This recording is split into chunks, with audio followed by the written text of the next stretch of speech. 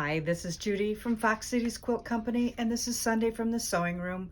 So today I'm going to talk to you about using your scraps again and something that has always been my quilting kryptonite, which is applique. I've never been good at applique, probably because I don't like the process. First, you have to trace onto a fusible, then you have to rough cut that, and then you have to iron it, and then you have to cut it again. So that's 4 steps in order to make an applique.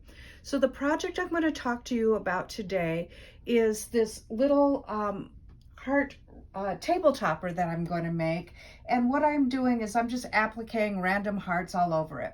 So what I did was I found some low volume prints, and I was just looking in the store stash, and somebody had already cut up and made and had some extra half square triangles. I just sewed them together to make my background. Now I'm going to talk to you about how I made the hearts. So first of all, you've heard me talk about scraps and how I cut them up, and I had a baggie full of red 5-inch squares, which was perfect for this project. And then I needed hearts, so all I did was I went on to the internet and I found all sorts of heart-shaped outlines. You can download them from anywhere. Here's one from firstpalette.com. I forget where this one is from, but I like the randomness and the kind of the wonkiness of that. And then a little more rounded heart from thebluebottletree.com. So then the other product that I am using is this incredible product. I met these wonderful people. They are from the Cedarburg area, and they are the creators of this product called Whisperlite.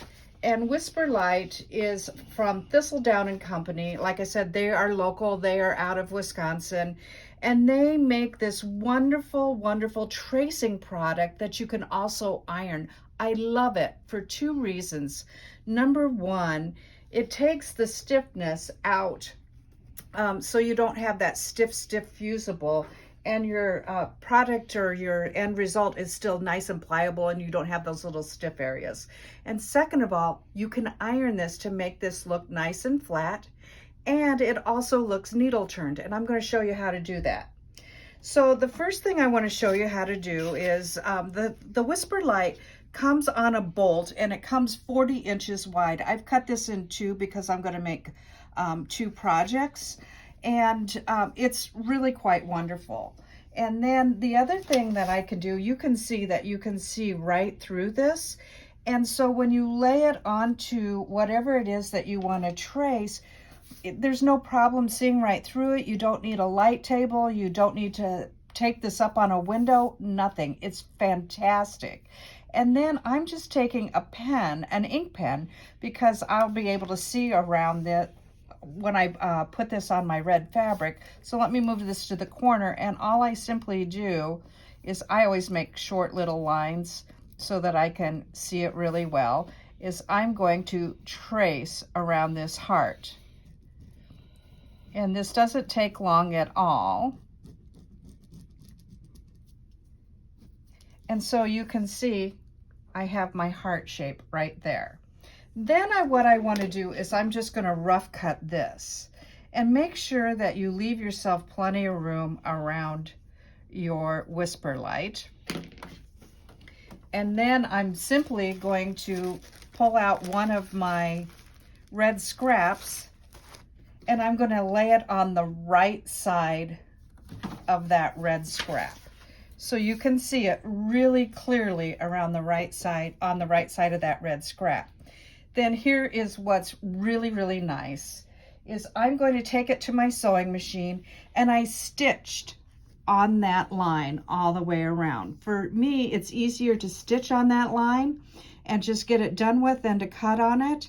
And I did shorten my stitches to about, I usually sew at a 2.5, and I shortened my stitches to like a 1.8.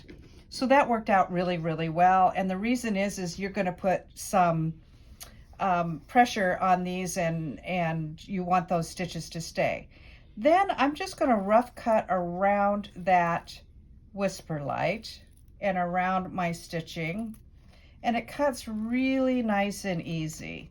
And I just eyeball about 1/4 of an inch. You can go less if you want, but I just eyeball it.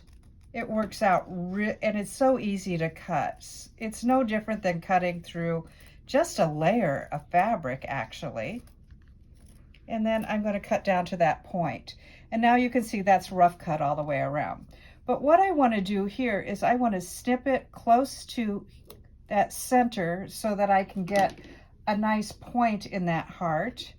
And then I'm just going to snip around these curves without cutting my stitches, so that when I turn this right side out, it doesn't have a weird bulk and it turns easier. So I'm just clipping around those curves. I'm going to turn it around and clip on the other side. And I don't know how well you can see that with the camera, but I'm hoping you can. But again, be careful not to clip your stitches. And I'm just going to clip all the way around. Oops, got to clip it. All right, so now you can see that I have those nice clipped edges. Then the next thing, and this is where the magic comes in, I'm going to take my pointy end of my scissors and slit it right up the middle of that Whisperlite. I can go down this way. And I'm just going to turn this right side out. And it's really, really cool because now it's going to look like I am amazing at needle turn applique when all I did was stitch an outline. So let me push these points out with my thumb. And if you have like a purple thing, or even I'm going to close that pen and do the tip of that pen all the way around. And now you see I have a heart that is ready to applique. But here's the really best part, is now I can take this over to my iron and I can iron this nice and flat like I did this. And you can see that it doesn't melt your Whisperlite. And I have my iron set on the highest setting on my iron, and it made this nice and flat. And then what I'm going to do is I've just placed these just everywhere because I wanted it to be completely random. I wanted my fabrics to be random. I wanted my low volume to be random. I wanted everything to look just like it was just laid there. And I will lay these around, and I'll probably do a few more. And here's one of those little ones that are the funny shaped or the little off shape. And I'll probably put that one there. But now, ladies, here's the really great part. You know all those fancy stitches you have on your sewing machine? Well, try them out. So again, because I wanted it to look random, I used different stitches on here. There's a different stitch on here. And then there's your usual blanket stitch on there. So you can make your really adorable Valentine's table topper with stuff that you have in your closet, low volume fabric and 5-inch red squares. This is Judy from Fox Cities Quilt Company. Thank you for watching. Bye-bye.